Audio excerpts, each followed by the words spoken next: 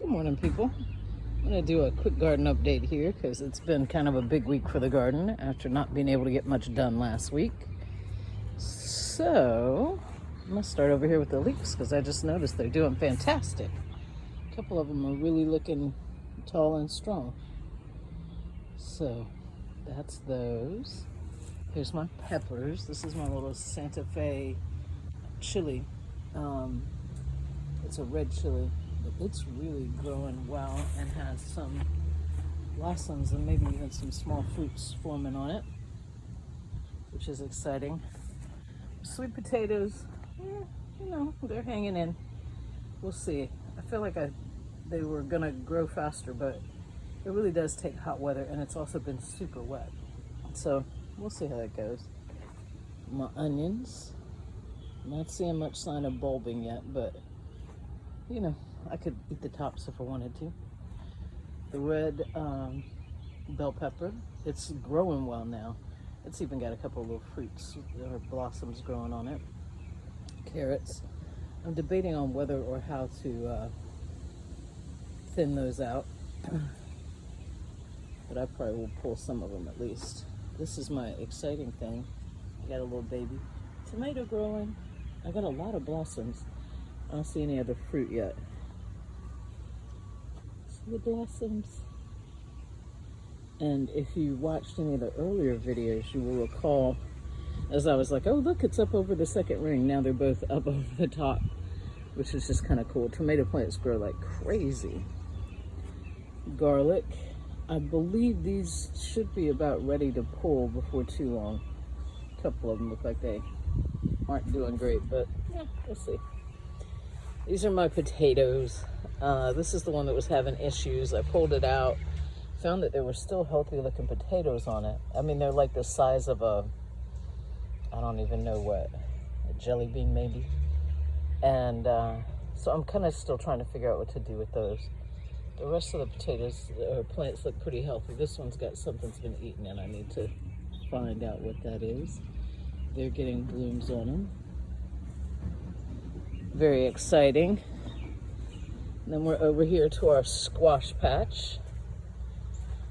I thinned a couple of them out and they didn't transplant quite as well as I thought they would, because I was going to give some of these starts away to people who are getting a late start. There's still a couple more I think that need to be pulled because these are going to get way too crowded too fast. You can see the beets in the middle. This cabbage it's growing well, but it's because it's more of a cold weather thing and it's kind of late starting to get hot. It sort of looks like it has a ball in the middle, but it's not solid. So you know how a cabbage gets tight, the leaves get tight. I cut some leaves off the other day and ate them and they were fantastic. So I think that's what I'll do probably for a couple more weeks, and then I'll pull the plant until it's later in the season. Butternut squash down at the end. That's going to get its own trellis here at the end. But they're not quite there yet, and I just haven't gotten to it. Okra's growing great. 2 okra plants. And then I planted the rest of these yesterday. So that's going to be some self-blanching celery. It's different than the one I grew last year. And I will thin it earlier. So we'll see how that does. Purple hull peas, blue lake green beans. Who are you? That's just... these are butter wax beans. So those are yellow lake beans. Tanya pink potted beans. These are 2 eggplants. This is a green Badajon eggplant and a Chaillet eggplant. They're both kind of small. At least the fruits on them are. This I planted. This is spaghetti squash, so it'll come up over this trellis on the end as well. I just planted these yesterday, so there's no plants there yet. These are Kajari melons. They'll go up over this trellis, which I'm going to show you a bigger shot of here in a minute. These are all my cucumbers. So those are, I think those are lemon. Those are the Market More, the slicing. And then these are 2 different kinds of pickling cucumbers. So I can kind of see what I like. That's just a false little thing back there that I thought I was going to plant, but I didn't. This is a red noodle bean, which is a long bean. It'll go up here over the trellis. And this is a scarlet runner down here. All of these just got planted yesterday, so. This is Queen Anne black-eyed peas. That's a bush pea too, a bush bean. And then over here, I may have been too excited, but I figured I'd try it. This is a sugar baby watermelon. This is a black-tail watermelon, which is kind of like a sugar baby. It's smaller, round. And then this is an Adisto 47 melon, which is like a cantaloupe. So I'm going to put some sort of trellis, I think, down here at the end for all of those. So that's the full sunbed. If you've seen the other videos, it's kind of amazing how quickly things grow because it's only been a couple weeks. Then this is the partial shade bed. And in this one, I still have the broccoli that hasn't been thinned, which I need to do before too long. Plus, just a ton of weeds. That's just disturbing. I would love to know what kind of plant that is. This is a heart of gold melon. This is a cantaloupe. This is a Amish melon, and same thing, this will grow up over the trellis. These are pole beans, Kentucky Wonder pole beans. And you can see these plants right here all the way up to the tomato. And they will, you can see this one's getting a runner right here, so as it gets a little bit longer, I'm going to take it and put it, you just start training them up the trellis. And they'll grow, like so the beans and stuff will be up here. This is a big Better Boy tomato. Same thing, it can be trained along the trellis. It was looking kind of, I don't know, a little wobbly last week, so I put the stake in. Hopefully I'm going to be able to pull it out or at least cut it down because I'm going to have to make a bed cover for this so stuff doesn't eat my greens. And down here we put a sweetmeat squash, which is a winter squash, as well as, oh, you know, that's both sweetmeat. And that'll grow up over the trellis. Some Henderson limas down at this end. Those are a bush bean. And my volunteer dill, as you can see, is now probably about 3 feet long, and it's getting some little dill heads on it, which is exciting. Here's my romaine. My mixed salad greens right there. Kale's doing great.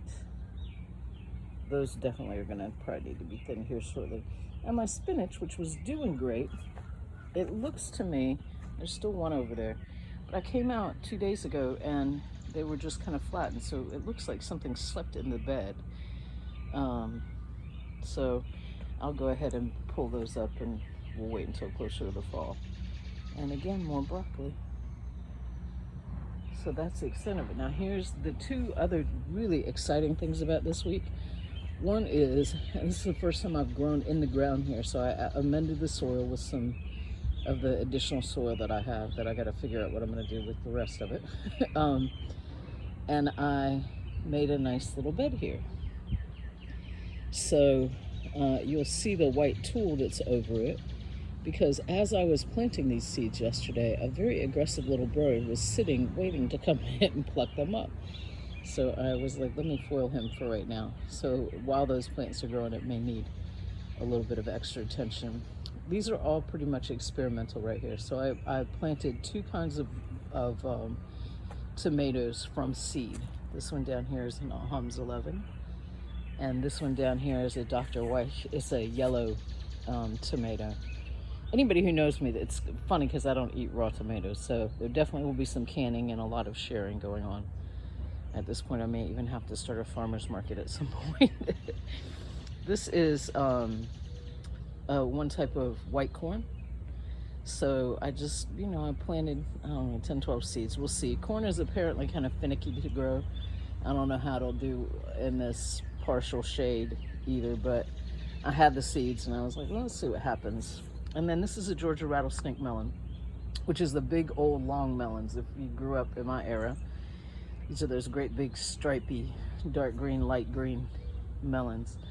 And I figured it would have room to grow over here and kind of seek out the sun, because the vines do get long. And then we'll figure something out to keep it up off the ground. And then this is different type of sweet corn. This is sweet corn. This is stole. So, we'll see. I had the seeds anyway. They were going to go to waste. It's not taking any more dirt than I had, so I didn't really do anything, or use too many more resources, which apparently at this point I don't care anyway, because I just keep doing it. So that's it. And we'll pull that tool up in a day or two once I think the seeds are kind of safe. But this little thing came and was so rude. It was just right there. So the other thing, you saw it earlier, is I got my cattle paddle trellises up. I've been contemplating doing this for a while, and I just had an opportunity. I had access to a truck the other day. Still had to pay mileage, so they still cost me about double what they need to, but it's totally worth it, because what it does is it creates an opportunity for vertical gardening. You can see kind of down through this. And so all of this stuff that's on those insides will grow up over it, which makes it a little bit more pest resilient, and it makes it easier to harvest and all that kind of stuff. And then it's apparently just beautiful too. So had I done it before I planted, I probably would have put the trellises on the inside of the beds, and then anchored them that way. But I can do that for next year if I choose to. Then you plant on the inside of it as opposed to the outside of it, which is just a little neater, I think. So that's it. This was really long. Turns out that was 11 minutes.